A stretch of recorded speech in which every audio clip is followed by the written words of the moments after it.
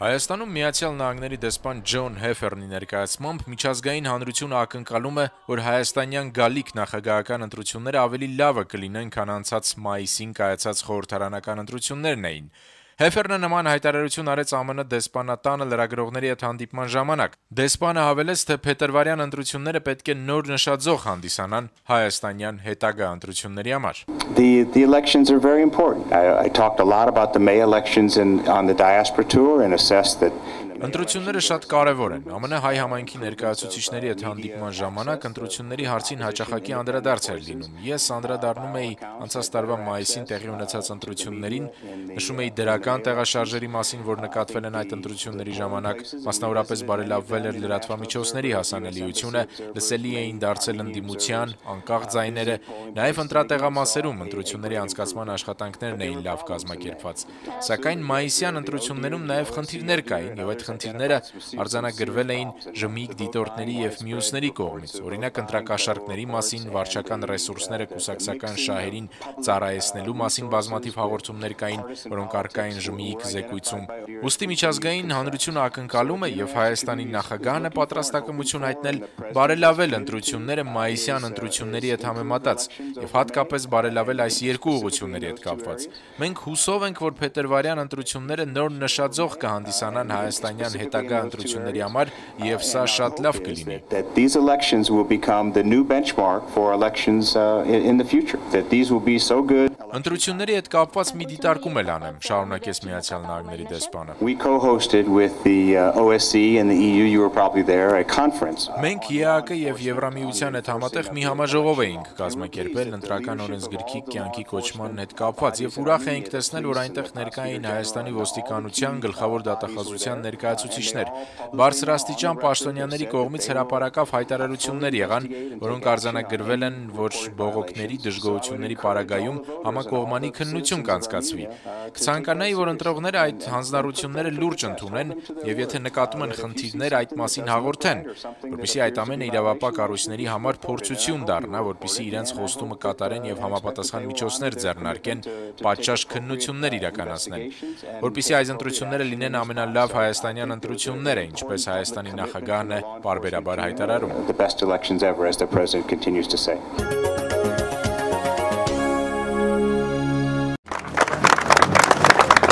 Ժառանգություն կուսակցության առաջնորդ նախագահի տեխնացու Ռաֆի Հովհաննիսյանը նախագահ Սերժ Սարգսյանին կոչ է անում կարգի հրավիրել իր ենթականերին։ Այսօր Արմավիրի մարզի գյուղեր այցելության ժամանակ լրագրողների հետ ճեպազրույցում Հովհաննիսյանը հայտարարեց, որ հավասար մրցակցային պայմաններ ապահովելու համար նախագահը պետք է խոստովանի վարչական ռեսուրսների չարաշահման, իր ստորադասների կողմից պետական հաստատություններում ընտրողների ազատ կամքին խոչընդոտելու փաստը եւ վերջ դնի այդ երևույթներին։ Իմ հիմնական զրուցակիցը գործող նախագահն է, մնացածը իր ենթականերն են եւ դրա համար ինքը իր ենթականերին բոլորի միասին մարզբեդից սկսած մինչեւ գյուղաբեդ, շտաբի բեդ եւ այդ պաշտոնական մարդկանց պիտի գարկի հրավիրե իրենց ասի որ այո գանա դա այդ իրականությունը գա քաղաքապետարաններում հավաքում են ուսուցիչներին, տնօրեններին, որ հրամանատարները հրավիրում են զինվորներին, որ փարոսը գնում է դնից դուն եւ ցուցակագրում է, որ pedagogan համալսարանում pedagogan շարֆեր են բաժանում, կամ պիտի ասի որ այո Ռաֆի, դրանք գոյություն ունեն, դրանք սխալ են, դա հագասում է իմ ելույթներին եւ մենք պիտի ուղենք այդ սխալը, կամ եթե դա պիտի ինքը պիտի մերժի իր ենթակաների միջոցով ուրանա հերքի նման բան չկա Ուրեմն վերջացած է ոչ թե բայկարը, այլ վերջացած է ազատ ընտրությունների հեքիաթը։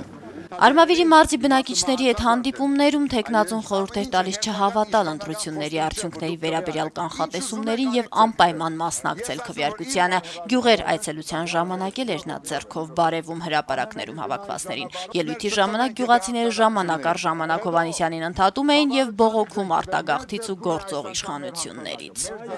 Տարբեր տեսակի հարցումներ կան, այդպես սոցիոլոգիական բան։ Նորը ստեղել մեկը Մենք բոլորս գիտենք, որ 96 թվականից սկսած Դու մեկը մարդ, դու մեկը Դե գրած է 66% Իրանը Թող ոչ մեկը խաղ չդա ձեզ հետ ասելով, որ արդեն որոշված է Ոչ, Աստված է որոշում, մենք ենք որոշում Ռադիոյի ցայնագերը 1 միլիոն 221,000 բացակայել է Անցած տարի դեկտեմբերի 2-ի դրությամբ 12 թվականին 122,000 Շատ լավ։ Հետ են չենք ասում։ Ուր է գնաց ուր 10 հոգի ցուցարների են չի սպանի։ Ինչի մեկին չբռնին։ Ասեն որ դու ես սպանի։ Ձեզ բայց դուք ճիշտ բաներ եք ասում։ Բա Ես ասում եմ, բա գիտես որ։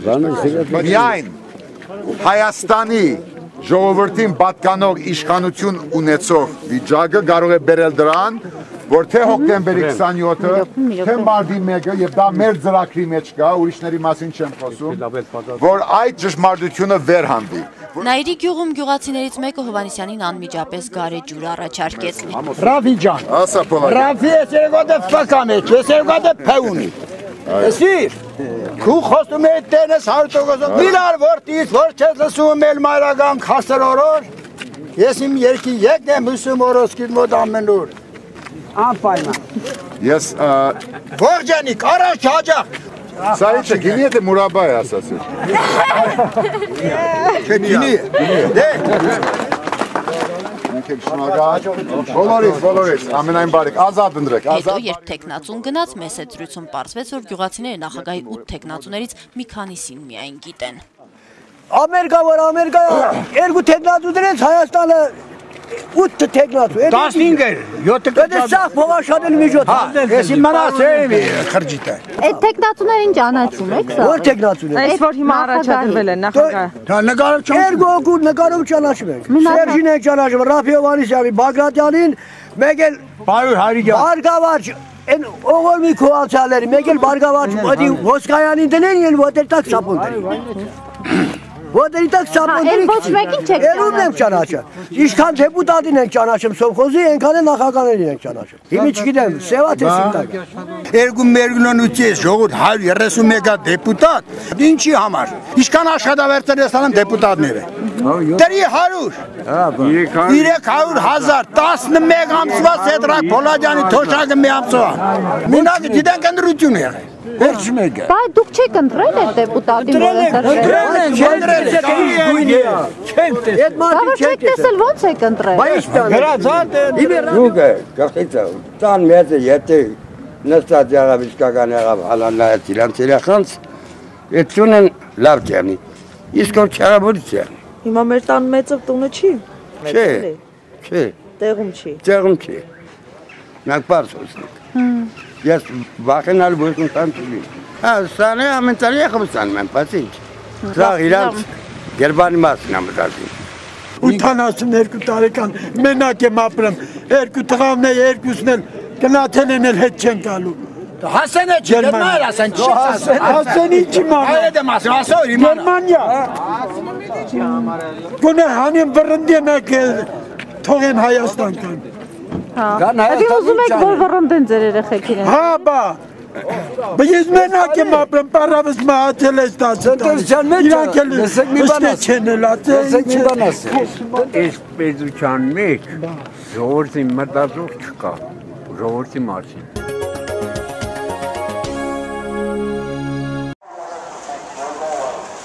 Նախագահի թեկնածու հանրապետական կուսակցության ղեկավար Սերժ Սարգսյանը Տավուշի մարզի մի շարք համայնքներում, այդ թվում Բերդում, հանդիպել է ընտրողների հետ։ Նշեմ, որ Բերդում հանդիպումը տեղի էր ունենում Բերդի կինոթատրոնի շենքում, իսկ հանդիպմանը կարող էին ներկա գտնվել միայն հրավիրատոմս ունեցողները։ Եկել էին ինչպես Բերդ քաղաքից, այնպես էլ հարակից գյուղերից, մասնավորապես Թովուսից եւ Արծվաբերդից։ Նշեմ նաեւ, որ կինոթատրոնի մոտ շատերը հրավիրատոմս չունեին, սակայն մեծ ցանկություն ունեին հանդիպելու նախագահին եւ լսելու նրա նախընտրական ծրագիրը։ Հարցեր կա։ Ուզում էի ես բարձրացնեմ, այսինքն գյուղատնտեսության հարց, արդյունաբերության հարց եւ էլեկտրոէներգիայի հարց։ Բայց դու չեն տալիս, ասում են դու կոմունիստ ես,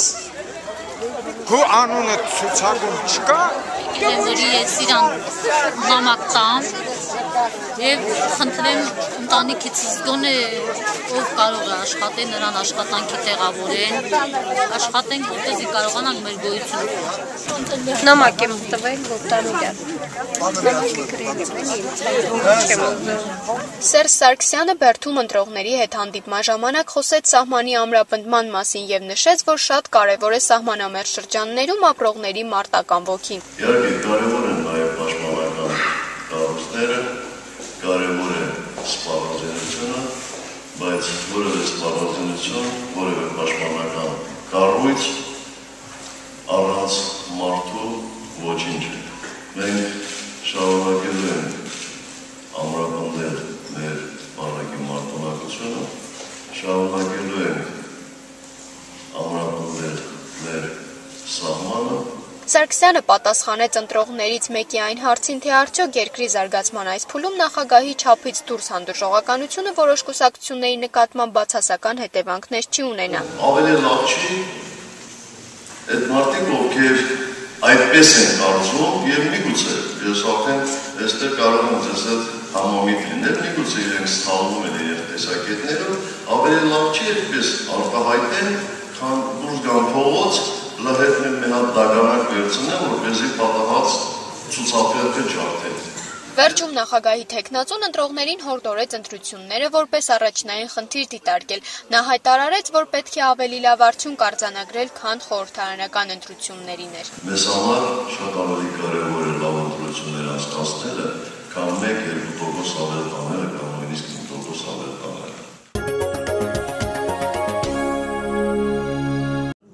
Հրանտ Բագրատյանին չպաշտպանելու Հայ ազգային կոնգրեսի որոշումը հակում եղած բարոյահոգեբանական մթնոլորտի հետևանք է։ Այս մասին Ազատություն ռադիոկայանին տված հարցազրույցում նշեց ՀԱԿ-ից հեռացած ընդդիմադիր Հանրապետություն կուսակցության նախագահ Արամ Սարգսյանը։ Պատասխանելով մեր այն հարցին, թե ճիշտ էր արդյոք Հրանտ Բագրատյանի առաջադրվելու որոշումը հաշվի առնելով, որ ՀԱԿ-ը որոշում էր կայացրել չմասնակցել եւ որևէ մեկին էլ չսատարել, Արամ Սարգսյանն ասաց, թե Բագրատյանը կայացած գործիչ է եւ իր գործունեությունը թե տնտեսական եւ թե քաղաքական ոլորտում իզորու է հաշվարկել։ Նշենք, որ Հանրապետություն կուսակցությունը նույնպես որոշում է կայացրել չմասնակցել փետրվարի 18-ին կայանալիք նախագահական ընտրություններին, որևէ մեկին էլ չսատարել։ Սակայն Արամ Սարգսյանը նշում է, որ արդեն իսկ որոշել է, թե թեկնածուներից ում օգտին է քվեարկելու։ Մեր հարցին, թե արդյոք խոսքը Հրանտ Բագրատյանի մասին է, Արամ Սարգսյանը չցանկացավ պատասխանել, ասելով, թե անուն հնչեցնելը արդեն քարոզչություն է։ Ամեն դեպքում ընտրությունը կատարելու է ընդդիմադիր երկու թեկնածուների՝ Ռաֆի Հովհաննիսյանի եւ Հրանտ Բագրատյանի միջեւ, որոնց հետ որոշակի քաղաքական ճանապարհ են անցել։ Նկատենք սակայն, որ Արամ Սարգսյանը նշեց, որ իր կարծիքով թեկնածուներից միայն Հրանտ Բագրատյանն է, որ կոնկրետ ծրագիր է առաջարկում։ Հավատում եք, որ այդ ձեր մատնանշած երկու ընդդիմադիր թեկնածուները Ռաֆի Հովհաննիսյանն ու Հրանտ Բագրատյանը, որոնցից մեկին ըստ էության դուք տալու եք ձեր ձայնը, այսօր իսկապես լուրջ փորձակցություն են ներկայացնում Սերժ Սարգսյանին եւ հաղթելու որևէ շանս ունեն։ Ես կոռեկտ չեմ համարում այդ հարցին պատասխանել, որտեղ ես ինքս քանի որ չեմ մասնակցում։ Իսկ այդ մարդիկ հավատում են իրենց հաղթանակին, աշխատանք են անում այդ ուղղությամբ, քարոզարշավ են անում, չվնասելու տեսակետից ելներով ես տեսակետներ չեմ ասի։ Պատասխանելով մեր այն հարցին, թե արդյոք չի զղջում, որ այս ընտրություններին չի մասնակցում Հայ ազգային կոնգրեսի երբեմնի ամենաակտիվ անդամ Արամ Սարգսյանը, ով մասնակցել է նախորդ գրեթե բոլոր ընտրություններին, սատարելով եւ Ստեփան Դեմիրճյանին եւ Լևոն Տեր-Պետրոսյանին, ասում է, որ Հայաստանում փետրվարի 18-ին ընտրություններ տեղի չեն ունենալու, իսկ հասարակությունն էլ այսօր իր իրավունքների համար պայքարելու ցանկություն չունի։ Ի պատասխան մեր հարցին, թե արդյոք հնարավոր չէր ժողովրդին ակտիվացնել, Արամ Սարգսյանը ուշագրավ հայտարարություն արեց, նշելով, որ ցավոք ՀԱԿ-ը իր քայլերով հիասթափեցրեց ժողովրդին, քանի որ մարդիկ տեսան, որ ընդդիմությունը չի տարբերվում իշխանությունից։ Ժողովուրդը դժբախտաբար իմ սուբյեկտիվ կարծիքով չէր հավատում որևէ մեկին, ոչ ընդդիմությանը, ոչ իշխանությանը, ու այստեղ խնդիրն էր, որ ընդդիմությունը իր քայլերի մեջ արել էր այնպիսի բաներ, ինչը բնորոշ էր իշխանությանը։ Այսինքն ընդդիմությունն էլ ցույց էր տվել, որ ինքը իշխանություն հասնելու ճանապարհին տաբուներ չունի։ Կարող է համագործակցել մարտի 1-ից հետո մեղադրանքներ ներկայացրած Բարգավաճի հետ, եւ այստեղ ժողովուրդը չտեսավ, որ այդ իրենն է։ Ու ինքը տեսավ, որ ասենք ՀԱԿ, Բարգավաճ, Դաշնակցություն, Ռոբերտա Քոչարյանը այս կոնգլոմերատը փոփոխություն չի Սերժ Սարգսյան օրինաց երկիր կամ օլիգարխներ մնացած։ Ոչ մի տարբերություն։ Եվ այս կոնտեքստում հասարակությունը հույս կորցրեց նաև ընդդիմությունից։ Չնայած, որ Արամ Սարգսյանը հաջողություն է մաղթում Ռաֆի Հովհաննիսյանին եւ Հրանտ Բագրատյանին առաջիկա ընտրապայքարում, սակայն միևնույն ժամանակ ընդգծում է, որ փետրվարի 18-ին կայանալիք նախագահական ընտրությունները ոչ այլ ինչ են, քան տուն-տունիկ։ Ժողովուրդը իմ համոզմամբ 90%-ով փոփոխություններ է ուզում։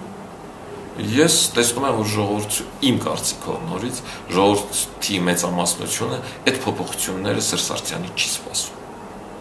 Ինքը չի հավատում, որ Սերժ Սարգսյանը կարող է փոփոխություններ բերել։ Սերժ Սարգսյանը գուցե փոփոխություններ բերի իր թիմի համար, իր կողքի կանգնածների համար, որոնք իրենց հարցազրույցներով ոչ միայն չեն օգնում, այլև խանգարում են։ Դրա համար էլ երևի մենակ է գնում քարոզարշավների։ Բայց այդ թիմը, այդ շրջապատը, որի հետ ինքը քարոզարշավի է մտել, որևէ մեկին հույս չի ներշնչում, որ սա փոփոխություններ բերող թիմ է։ Ինչն է փոխելու, ով է խանգարել մինչև հիմա փոխելու։ Վերջիվերջո Սերժ Սարգսյանը, եթե չեմ սխալվում, 92 թվականից կառավարության անդամ է եւ բավականին լուրջ անդամ, ազդեցություն ունեցող անդամ։ Այստեղ հասարակությանը համոզել, որ ես փոփոխություններ բերող եմ, շատ բարդ է։ Ես անձամբ այդպես եմ կարծում, որ ոչ միայն Սերժ Սարգսյանը, գործող իշխանություններից յուրաքանչյուրը ազատ ընտրությունների պարագայում շանս չունի վերընտրվել։ Պահանջում ենք արտարություն, պահանջում ենք վերջ դնել մամուլի հանդեպ իրականացվող բռնաճնշումներին։ Թույլ չենք տա, որ ձու վաճառող պարոնը իշխի դատարանի վրա կարգախոսով ժողովուրդ օրաթերթի խմբագրակազմը, ընթերցողները, տարբեր լրատվամիջոցների քաղաքական որոշ ուժերի ներկայացուցիչներ այսօր առավոտյան Աբովյան փողոցից երթով շարժվեցին Կենտրոն եւ Նորք Մարաշ վարչական շրջանների ընդհանուր իրավասության դատարան։ Ժողովուրդ օրաթերթի փաստաբան Հարություն Բաղդասարյանը եւ թերթի երկու ներկայացուցիչներ դատարանին միջնորդեցին հանել լրատվամիջոցի եւ նույն թերթի լրագրող Սոնա Գրիգորյանի գույքի վրա դրված կալանքը։ Դուրս գալով դատարանի շենքից փաստաբանն ասաց, իրենց միջնորդությունն ընդունվեց։ Կարգի համաձայն 3 օրվա ընթացքում դատարանը պետք է մեր միջնորդությունը քննության առարկա դարձնել։ Թերթը դեկտեմբերի 11-ի համարում գրել էր, թե իր տեղեկություններով գյուղատնտեսության նախարարության սննդի անվտանգության պետական տեսչությունը շուկայում ժամկետանց հավկիթներ իրացնելու համար վերջերս տուգանել է X գրուպի նախագահ Խաչիկ Խաչատրյանին։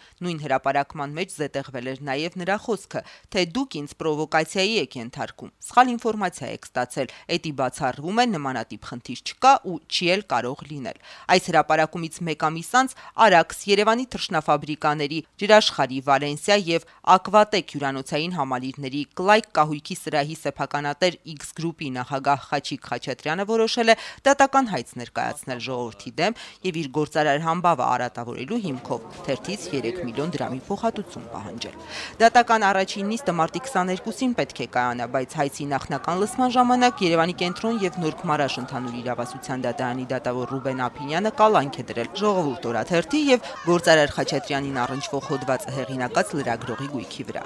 Այս քայլով, կարծում է թերթի խմբագիր Թագուհի Թովմասյանը, դատավորը վտանգի տակ է դրել լրատվամիջոցի գործունեությունը, քանի որ այդ որոշման արդյունքում դատական ակտերի հարկադիր կատարողը յուրաքանչյուր վայրկյան կարող է մտնել խմբագրություն եւ արգելել օգտագործել կալանված գույք։ Այսինքն նախընտրական այս քարոզարշավի ընթացքում որոշում է կայացվել ժողովուրդ օրաթերթի ցանցերը ձգել ճակերտավոր, որովհետեւ մենք չլինենք այնքան ազատ, չհրապարակենք այն ինչ որ հրապարակում ենք, որովհետեւ իրենք կարողանան իրենց քարոզչությունը անվնաս ստանել։ Երթի մասնակիցները մինչև դատարանի շենք հասնելը նաև կառավարության առջև կանգ առան եւ արդարություն պահանջեցին։ Եթե հանրապետական կուսակցությունը եւ գործող իշխանությունը գտնում է, որ ազատ լրատվամիջոցները խնդիր չունեն այս նախագահի պաշտոնավարման շրջանում, ապա այստեղ առաջինը պետք է լիներ հանրապետական կուսակցությունը,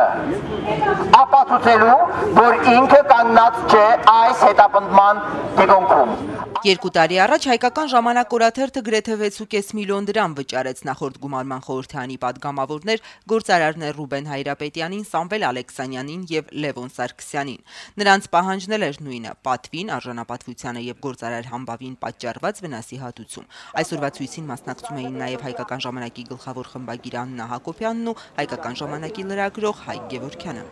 Իշխանությունը ուղղակի չդիմացավ այդ կոսմետիկ, այդ կեղծ բարեհամբուրային այդ մթնոլորտին երկար չդիմացավ եւ կրկին դիմեց իր սովորական մեթոդներին։ Թերթին ոչ մի վտանգ չի սպառնի, եթե այսքան մարդ կա կանգնած։ Հայաստանի Հանրապետությունում ցանկացած գործարար կարողանում է ամենափոքր, ամենաչնչին գործարարն անգամ կարողանում է լուծել այնպիսի հզոր մեծ խնդիր, ինչպեսի խնդիր չեն կարող լուծել աշխարհի ոչ մի ժողովրդական երկրի ոչ մի միլիարդատեր։ Նա կարող է մտնել դատարան եւ հումանիտարիզացված օրենքի հիման վրա թերթը փակելու հայտ ներկայացնել եւ հասնել հաջողության։ Երբ նախագահական եք աշխատում, օրինակ այդ հոդվածի դեմ, հա, որով փաստորեն հնարավոր էր լինում հայցեր ներկայացնել մամուլի միջոցների դեմ եւ ստանալ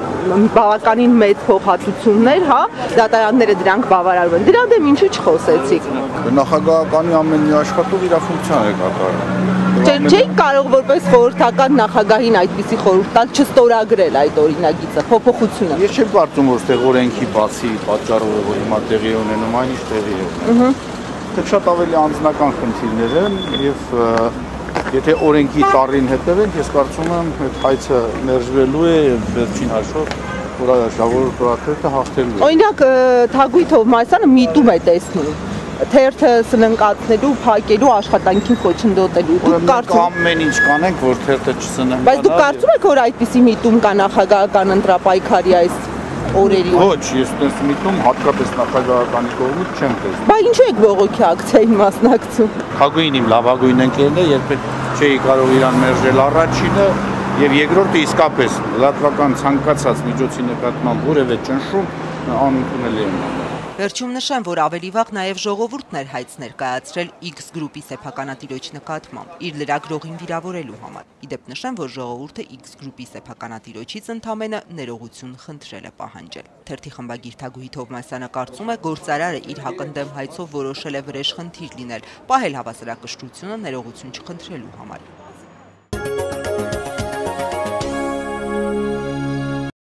Մինչ Սիրիայի կառավարությունը հետաձգում է Հալեպի օդանավակայանի վերաբացումը, սիրիահայերը շարունակում են դժվարություններ հաղթահարելով ու ավելի շատ գումարներ ծախսելով հասնել Հայաստան։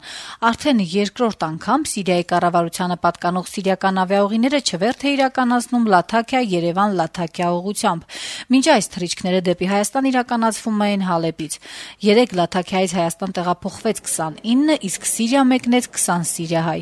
Ազատյանների ընտանիքը Երևան տեղափոխվելու համար երկար ճանապարհ է անցել։ Նրանք սիրիական Գամիշլի քաղաքից են։ 3 հոգանոց ընտանիքը 3 ինքնաթիռ է փոխել, մինչև հասել է Երևան։ Ռաֆի Ազատյանը ընկերոջն է թողել սեփական ատամնաբուժարանը ու Երևան հասել այստեղ նոր գործ սկսելու մտադրությամբ։ Հիմա ընկերս բդաշխարի։